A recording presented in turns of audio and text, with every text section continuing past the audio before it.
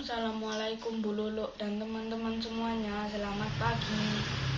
Hari ini aku akan membacakan tema 2 yang berjudul hubungan antar makhluk hidup dalam ekosistem.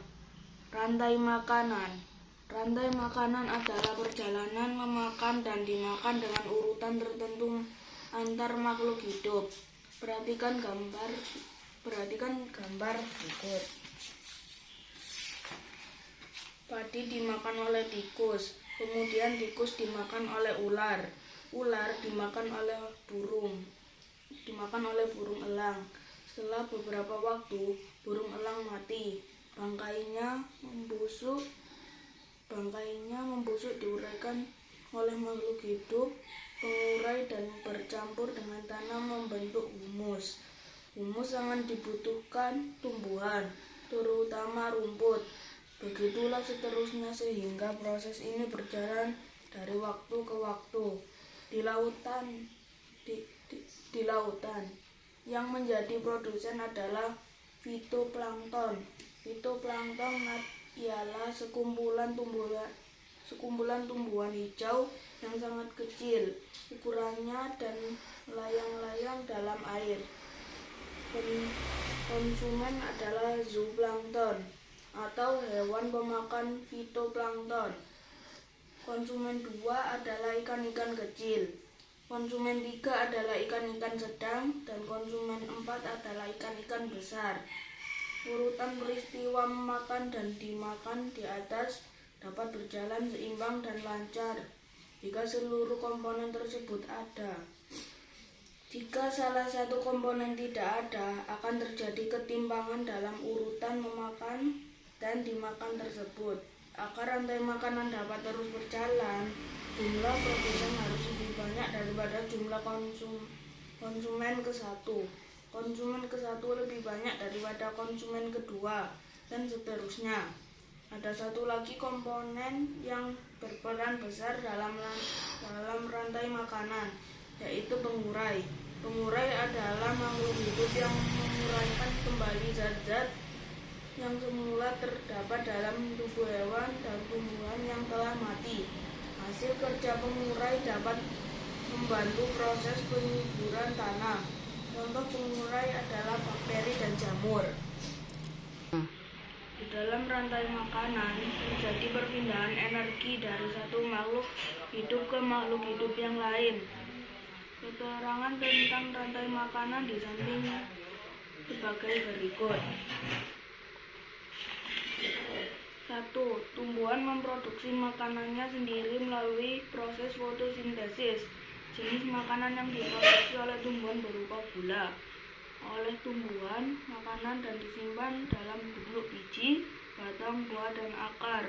2. Konsumen tingkat 1 merupakan hewan herbivor atau pemakan tumbuhan.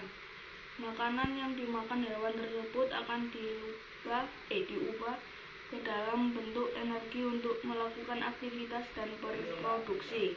Contoh, konsumen tingkat 1 adalah tikus. 3. Konsumen tingkat 2 merupakan hewan karnivor yang akan memakan konsumen tingkat 1. Jadi, konsumen tingkat 1 merupakan hewan energi bagi konsumen tingkat 2 agar dapat bertahan hidup.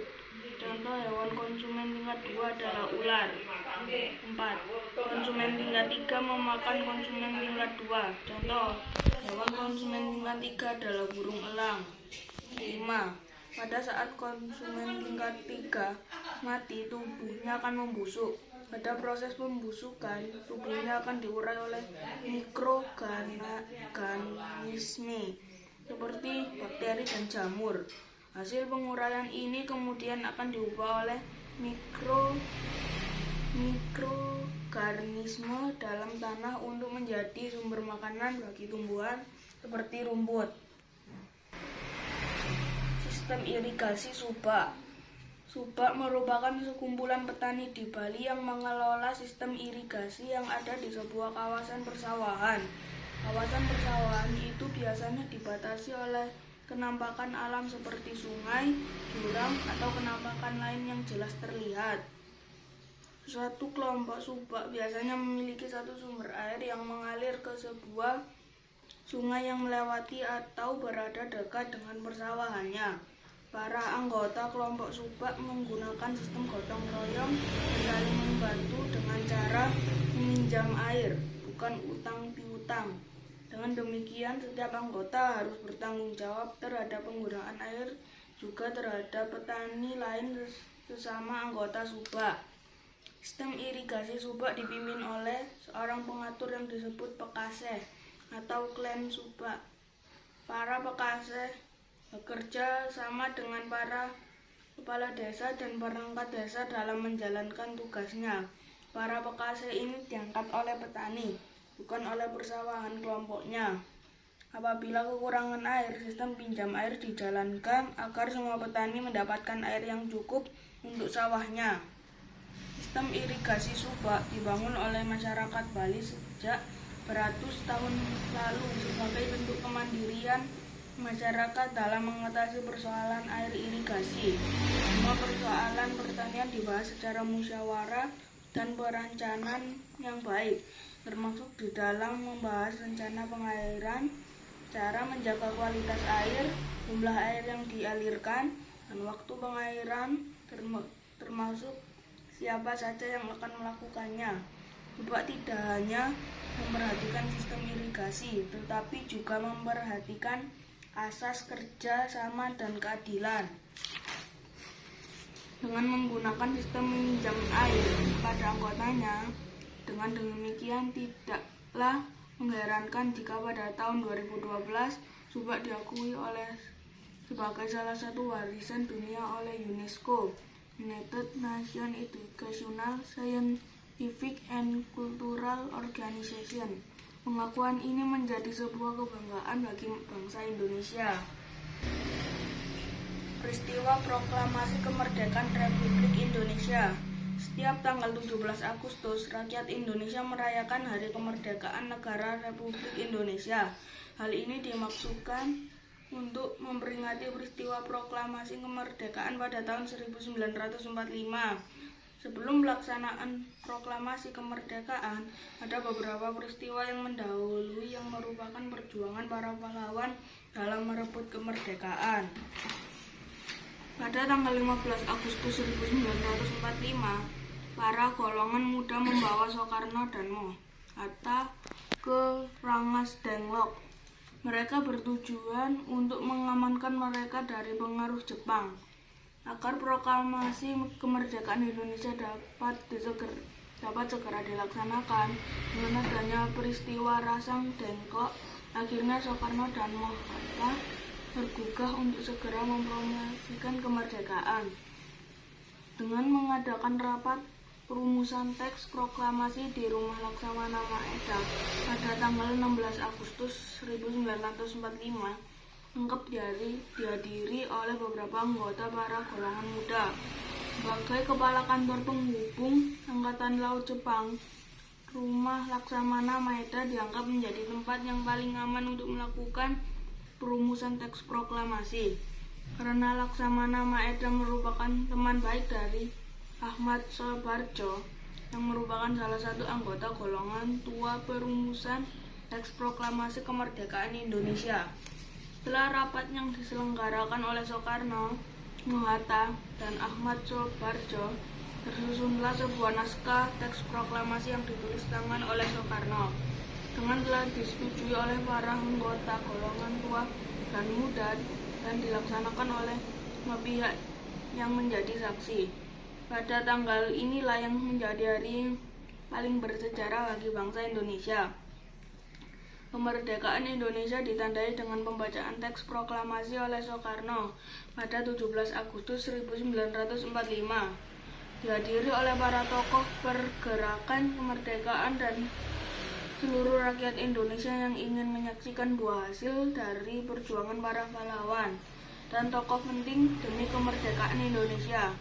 Bunyi naskah proklamasi sebagai berikut. Proklamasi. Kami bangsa Indonesia dengan ini menyatakan kemerdekaan Indonesia. Hal-hal yang mengenai pemindahan kekuasaan dan lain-lain diselenggarakan dengan cara seksama dan dalam tempo yang sesingkat-singkatnya. Jakarta, 17 Agustus 1945, atas nama bangsa Indonesia, Soekarno-Hatta. Upacara pembacaan teks proklamasi tersebut berjalan dengan sangat lancar dengan bertempat di kediaman Soekarno di Jalan Pegangsaan Timur nomor 56. Beberapa acara telah disusun dalam Hari Kemerdekaan Indonesia, seperti pengibaran bendera merah putih dan beberapa sambutan oleh wali kota pada saat itu, yaitu Suwiryo dan Dr. Muwardi.